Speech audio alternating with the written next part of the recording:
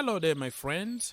Welcome to the channel and thank you for watching my daily news roundup. And today is July the 28th, 2023. I'm going to give you a summary of everything that happened during the day. I don't know when you're going to watch this video because the time is crazy all over the world. So if you watch it on Saturday or Sunday or Friday, it doesn't matter because it's going to always make sense.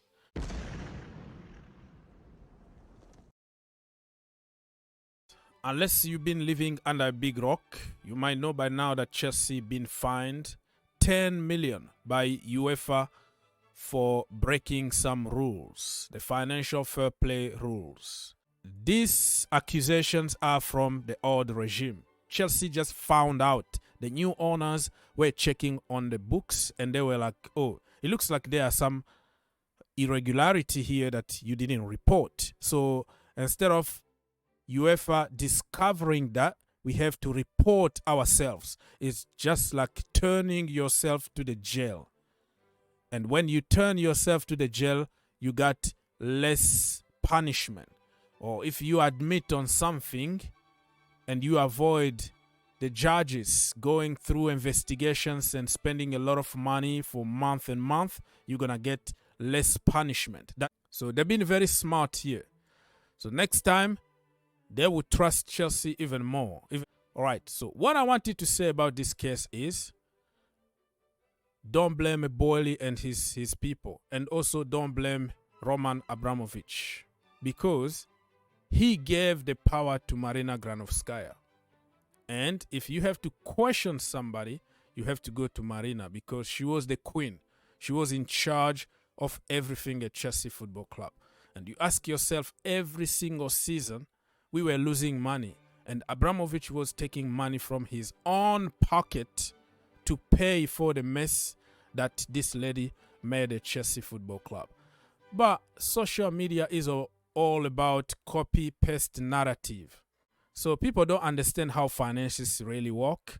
And for us fans, to be honest with you, nobody want to hear this crap. People just want to win a trophy. And when you win a trophy, you are the best in the world. And we don't care where the money is coming from. But there were so many things in that Chelsea team that the new owner, when they took over, the first thing they did is to get rid of Marina for a reason. But lies are going to come very quickly and the truth is going to come slowly and surely. Now the truth is out. And I'm not going to blame Roman Abramovich. I'm not going to blame Todd Boehly. I am going to question what Marina did during her reigns at Chelsea Football Club. Wait a minute. Who are you? Roberto De Zerbi has accepted the defeat finally on Levi Colwill. Because Chelsea are not going to give them Levi Colwill. And De Zerbi today, he told Sky Sport that, we lost Alexis McAllister and then we lost Levi Colwill.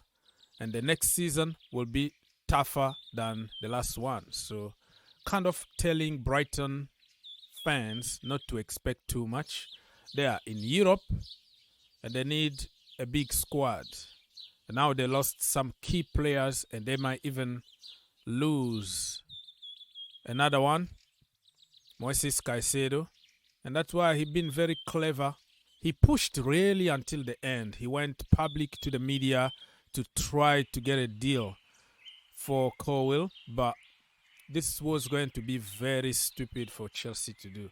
Remember last summer, Colwill almost signed for them permanently, and the deal probably was going to be like 5 million or 6 million, something like that. Thomas Tuchel wanted to sell Chalobah. He wanted to sell Colwill. He wanted to sell Gilmour. He wanted to sell really the entire academy, pretty much. Look at this tweet here from Fabrizio Romano back then. More on Chelsea. Levi Colwill now likely to leave on a permanent deal this summer. as Tuchel and Boehly are working to sign 3 top centre-backs. 3 top centre-backs. Okay, who are there? Koulibaly, Kimpembe, and Nathan Ake.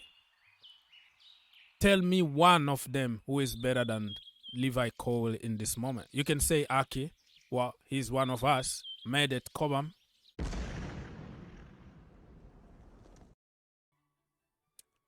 Christopher Nkunku, proper Chelsea.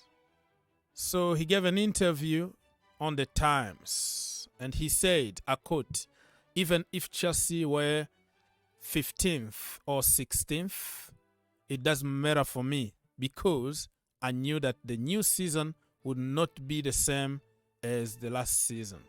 The club is not in European competition, but I want to have a main role in the team. Chelsea proposed this project to me, and I am happy with it. Do you think that he really mean it? Do you think that if Chelsea didn't go for him in advance, we've been working on his case for almost a year, okay? If we didn't get him back there, do you think that he was going to choose Chelsea? 12 on the table, no Champions League, and PSG are calling, Real Madrid calling, Manchester City calling. Do you really believe that he was going to sign for Chelsea? I'm enjoying Nkunku so far, and next season, I think he's going to cause a lot of damage. A lot of damage. Get ready, and let's start cooking.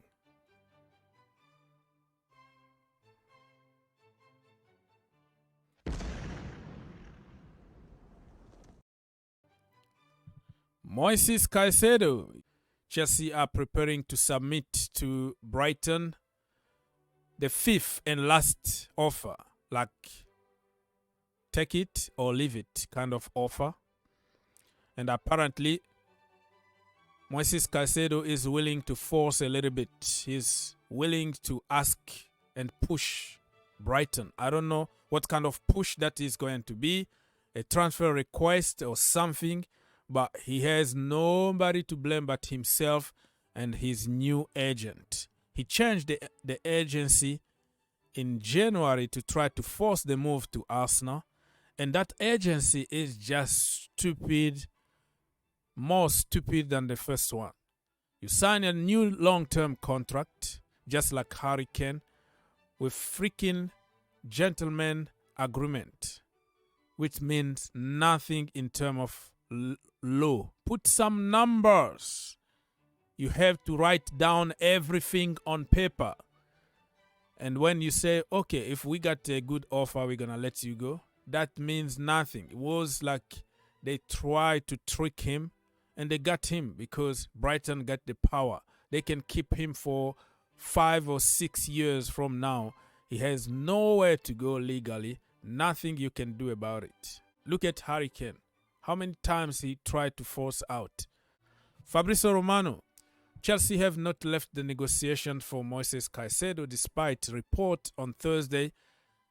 Deal still on as of today. Brighton remain on their stance after 80 million bid revealed and turned down yesterday. But it doesn't change Chelsea plan. Chelsea keep contact and talks alive. Leave Chelsea, leave. Think outside the box. You pay 100 million for this brother. 2 weeks after that, he got an ACL injury. Career over. Money down the drain. It's over. Find 2 solid DMs somewhere in Portugal, Spain, France, Germany, South Africa, Nigeria, Ghana. Go there, find some solid players. They can do the job. They might even do a better job than this guy. People are treating this Moises Caicedo guy like the next coming of Jesus, like the guy who is going to be perfect every single game. He's not going to get injured. He's going to be just the missing piece. I heard my entire life about missing piece Lukaku, missing piece Jorginho, missing piece Fofana Wesley, missing piece, and at the end, what happened? Bad injuries, or they flop. So I am sick and tired of this. You have to get this done as soon as possible. Come on! When is it going to end, Robbie?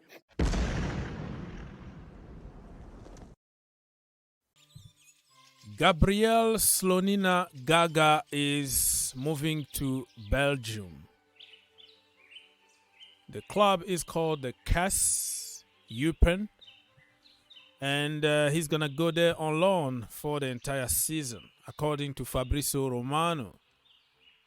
The problem with this is Kepa Arrizabalaga is going to stay.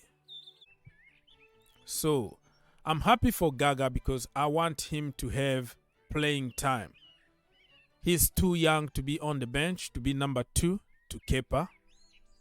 But my worries is about what are we going to do next season. Kepa is going to let us down. There's no agenda here, no nothing. It's just pure, simple fact and common sense. We need a more powerful, imposing, good size goalkeeper at Chelsea Football Club. He's not Chelsea level anymore. Yes, he won a few trophies, but winning trophies doesn't mean that you are in that level.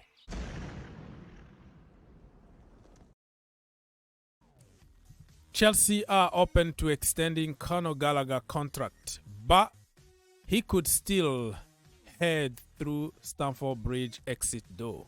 What that even means?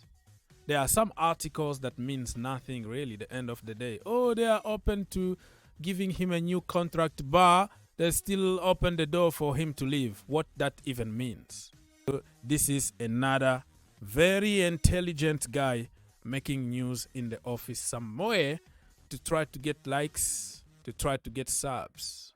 That's the way it is. Let's move on and talk about Ryan Cherki. What is happening with Cherki? Nathan Gissing. So he said that it's not going to happen anymore. Cherki to Chelsea is officially over. It's not going to happen. But if you look at the logic now, okay, we have Angelo Gabriel. We are working on Kudus. We are working on so many people that can play from that position. And it's going to be very difficult for him even to have playing time. So we have to keep an eye open on this one. Some people are very discouraged. Some people say that he's lacking physicality. I don't know what the reason is, but we have so many of them, to be honest. What are we going to do with 1,000 players in the same team? Mauricio Pochettino been complaining that we have so many players already. We sold 12 so far, and we still have tons of them. We have just to start working now, okay? Let's start working and developing instead of buying and buying and buying more.